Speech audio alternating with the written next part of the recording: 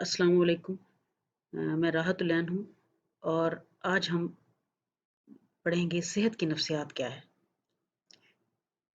Definition of health यानी सेहत की नफ्सियात में सबसे पहली चीज़ है सेहत की तारीफ। सेहत क्या है?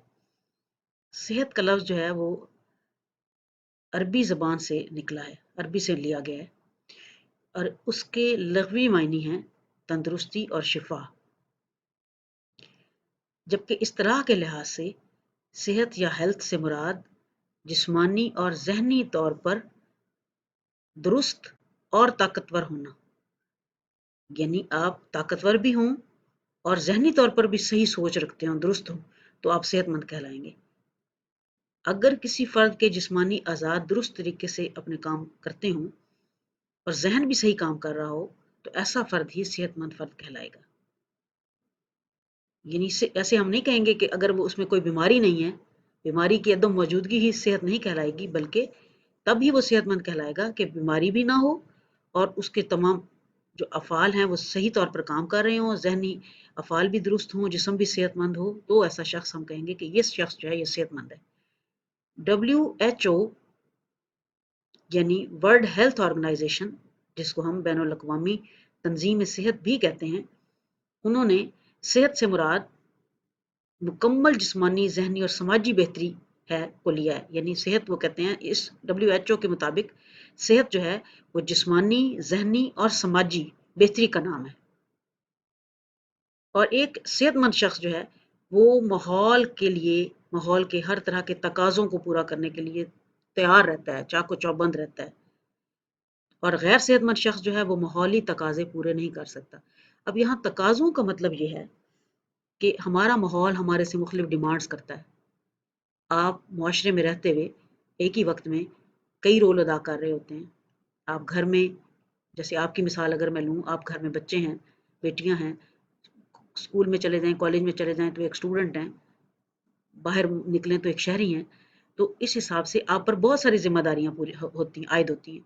अब अगर आप माहौल आपसे तकाजा करता है कि आप एक अच्छे शहरी भी बने, एक अच्छा तालिब इल्म भी बने, एक अच्छी बेटी भी बने, घर में भी अपने फ़राइज़ जो आपके बनते हैं वो अंजाम दें, अगर कॉलेज या स्कूल में आते हैं तो भी आपके ज़िम्मे है, आपके जो काम मिलता है, जो स्कूल में आपको काम सौंपा जाता है, जो ड्यूटीज़ हैं वो अंजाम दें। अगर आप वो तैयार रहते हैं, वो कर सकते हैं वो, ये आपके माहौली तकाज़े हैं। अगर वो पूरा कर सकते हैं माहौली तकाज़े तो आप फिर सेहतमंद हैं।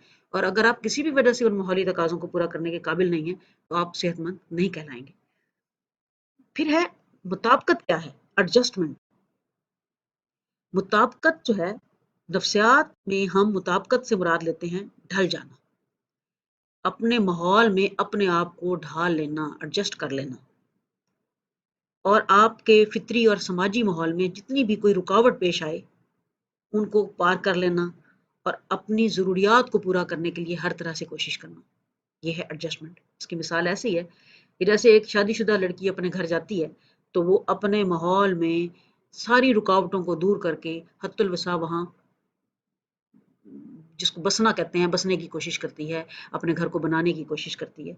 तो ये जो उसका बस जाना है, दिस इज़ एडजस्टमेंट, इसको हम मुताबिकत कहेंगे। फिर कुर्रे अर्ज़ पर, इस ज़मीन पर जितनी भी चीज़ें जो ज़िंदा हैं, वो इसीलिए ज़िंदा हैं क्योंकि वो माहौल के साथ अपने आप मुताबिकत को अख्तियार कर लेती हैं।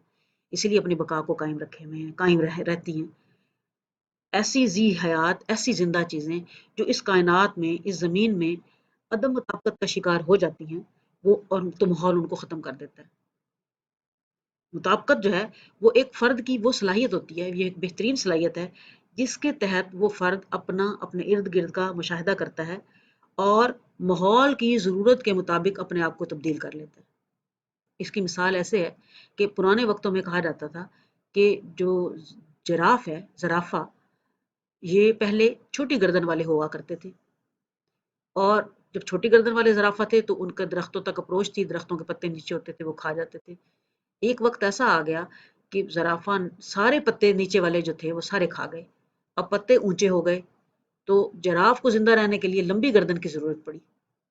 तो जिन्होंने अपनी गर्दन लंबी कर ली, माहौल को अडॉप्ट कर लिया, वो जिंदा रह गए और जो अपनी गर्दन लंबी ना कर सके वो मर गए। तो गोया के मुताबिकत यही है کہ جب آپ اپنے آپ کو اپنے ماحولی ضرورت کے مطابق ڈھال لیتے ہیں، اپنے آپ کو ویسا بنا لیتے ہیں، تو اس کو آپ مطابقت